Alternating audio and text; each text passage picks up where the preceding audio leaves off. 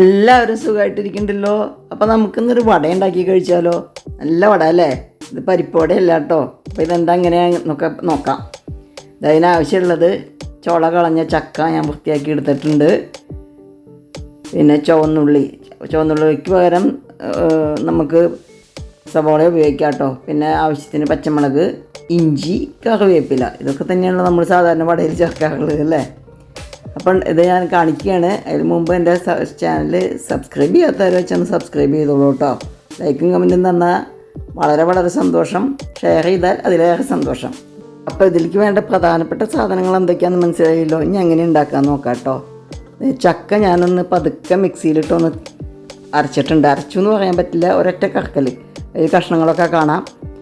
അതിലേക്ക് ഇതാ പച്ചമുളക്, ഇഞ്ചി, കറിവേപ്പില, ഇതൊക്കെ ചുവന്നുള്ളി അരിഞ്ഞത് ഇതൊക്കെ ആഡ് ചെയ്യുന്നു കേട്ടോ.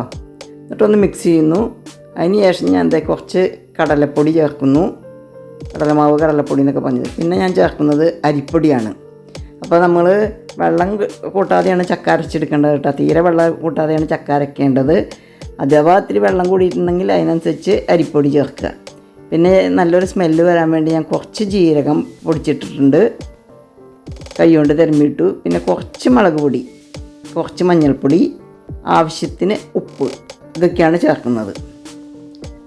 എന്നിട്ട് അത് നല്ല പോലെ മിക്സ് ചെയ്യുക. അപ്പോൾ ഇത് നിങ്ങളെല്ലാവരും ഉണ്ടാക്കി കഴിച്ചു നോക്കണം. ചക്ക കൊണ്ടുള്ള വട ഞാൻ ആദ്യമായിട്ട് ഉണ്ടാക്കി നോക്കിയതാണ്. എനിക്ക് വളരെ ഇഷ്ടപ്പെട്ടു, കഴിച്ചവർക്കൊക്കെ വളരെ ഇഷ്ടപ്പെട്ടു. അപ്പോൾ എല്ലാവരും ഉണ്ടാക്കി നോക്കുക. എരിവും ഉപ്പൊക്കെ നിങ്ങളുടെ ആവശ്യത്തിനനുസരിച്ച് ചേർക്കുക കേട്ടോ.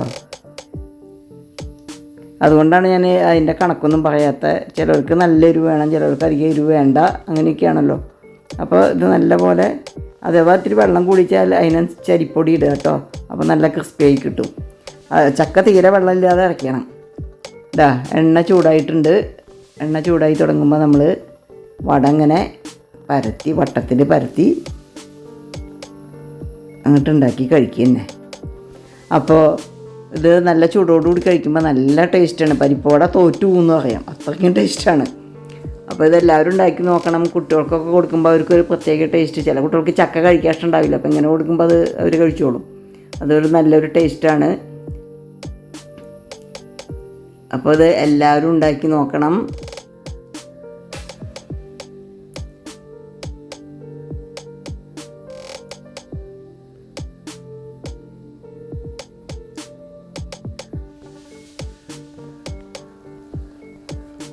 ഇത് നല്ല പച്ചച്ചക്ക ഉപയോഗിക്കണം കേട്ടോ ഇതിന്. അപ്പോഴാണ് അതിൻ്റെ ടേസ്റ്റ് ശരിക്കും കിട്ടുക. നല്ല പച്ചച്ചക്ക ആയിരിക്കണം. അപ്പോൾ ഇപ്പോൾ പച്ചച്ചക്കയൊക്കെ കഴിഞ്ഞ് തുടങ്ങിയിട്ടുണ്ടാവില്ല പല സ്ഥലത്തും. ഇത് ഞാൻ ഉണ്ടാക്കി നോക്കിയിട്ട് കുറച്ച് ദിവസമായി, പക്ഷേ ഞാൻ പോസ്റ്റ് ചെയ്യാൻ വൈകിപ്പോയി, ക്ഷമിക്കുക.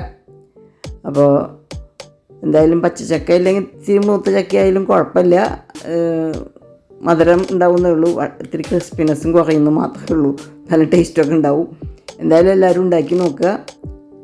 അങ്ങനെ ചക്ക കൊണ്ട് പല വിഭവങ്ങളും ഉണ്ടാക്കുക എന്നുള്ളത് നമുക്കറിയാലോ അല്ലേ? നമ്മുടെ നാട്ടിൽ പലരും അധികം പുഴുക്ക് ഉണ്ടാക്കലാണ് മെയിൻ. ചക്കപ്പുഴുക്ക്, ചക്ക വറുത്തത്. ഇതിങ്ങനെ ചക്ക ഉണ്ടാക്കുമ്പോൾ ഞാൻ കുട്ടിക്കാലത്തേക്ക് പലപ്പോഴും പോവും. പണ്ട് എന്താ വെച്ചാൽ വീട്ടിൽ പ്ലാവ് ഉണ്ടായിരുന്നില്ല. അപ്പോൾ എവിടെന്നെങ്കിലും മേടിച്ചുകൊണ്ടിരുന്ന ചക്കയായിരിക്കും. അത് അധികം പഴുത്ത ചക്കയായിരിക്കും മേടിച്ചുകൊണ്ടിരിക്കുക. അപ്പോൾ ഞങ്ങൾക്ക് എല്ലാവർക്കും ഒരേ കഷ്ണം മുറിച്ച് വെച്ച് തരും. എന്നിട്ട് നമ്മൾ തന്നെ അതിൽ നിന്ന് പറിച്ചെടുത്ത് കഴിക്കണം. അതൊക്കെ ഒരു നല്ല രസമുള്ള ഓർമ്മകളായിരുന്നു. എല്ലാവരും പറയത്തിരുന്നിട്ട് ഒരേ കഷ്ണം ചക്കയും വെച്ചിരിക്കും.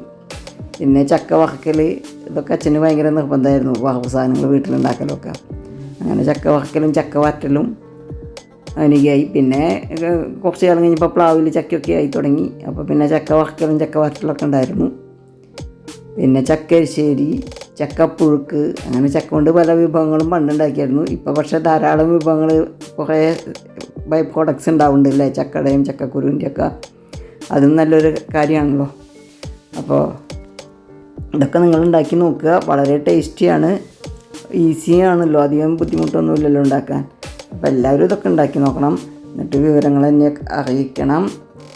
പിന്നെ മഴക്കാലത്തൊക്കെ ഇങ്ങനെ ഉണ്ടാക്കി കഴിക്കാൻ വളരെ രസമല്ലേ? അപ്പോൾ എല്ലാവരും ഇത് ഉണ്ടാക്കി നോക്കുക.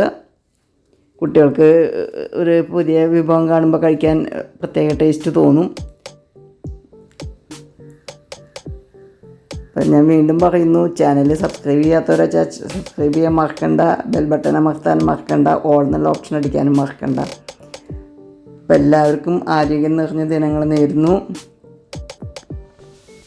ഇത് മുഴുവൻ ഇതേപോലെ ഉണ്ടാക്കിയെടുക്കുക. അപ്പോൾ ഇതിൽ എന്തൊക്കെയാണ് ചേർത്തതെന്ന് മനസ്സിലായല്ലോ. സാധാരണ പരിപ്പോടയിൽ ചേർക്കണ പച്ചമുളക്, ഇഞ്ചി, കറിവേപ്പില ഇതൊക്കെ ചേർത്തിട്ടുണ്ട്. പിന്നെ ഞാൻ കുറച്ച് ജീരകം ചേർത്തിട്ടുണ്ട്, മുളക് പൊടിയും മഞ്ഞൾപ്പൊടിയും ചേർത്തിട്ടുണ്ട്, ഉപ്പ് ചേർത്തിട്ടുണ്ട്. ഇത്രയൊക്കെ സാധനങ്ങളാണ്. പിന്നെ ചുവന്നുള്ളിക്ക് പകരം നിങ്ങൾക്ക് സബോള ഉപയോഗിക്കാം കേട്ടോ, അതിന് വിരോധമൊന്നുമില്ല. അപ്പോൾ എല്ലാവർക്കും സുഖം നേരുന്നു. ഇത് കണ്ടു കഴിഞ്ഞാൽ പരിപ്പോട പോലെ തന്നെയല്ലേ തോന്നണ, കണ്ടില്ലേ? കഴിച്ചവരും പലരും പരിപ്പോടയാണെന്നാണ് വിചാരിച്ചത് കൊണ്ടുവച്ച് കൊടുത്തപ്പോൾ. ആർക്കും അല്ലാണ്ട് മനസ്സിലാവില്ല, അത് പരിപ്പോടയെല്ലാം തോന്നുകയില്ല. പെട്ടെന്ന് കണ്ടു കഴിഞ്ഞാൽ തനി പരിപ്പോടയാണെന്ന് തോന്നുള്ളൂ. അപ്പോൾ ഇതെല്ലാവരും ഉണ്ടാക്കി നോക്കുക, വിവരം എന്നെ അറിയിക്കുക. എല്ലാവർക്കും സുഖം നേർന്നുകൊണ്ട് ഇതുപോലെയുള്ള വേറൊരു വീഡിയോയുമായി നിങ്ങൾക്ക് മുമ്പിലെത്തുമെന്ന പ്രതീക്ഷയോടുകൂടി സസ്നേഹം വിട പറയുന്നു. നിങ്ങളുടെ അമ്മു PM കോങ്ങാട്ടിൽ.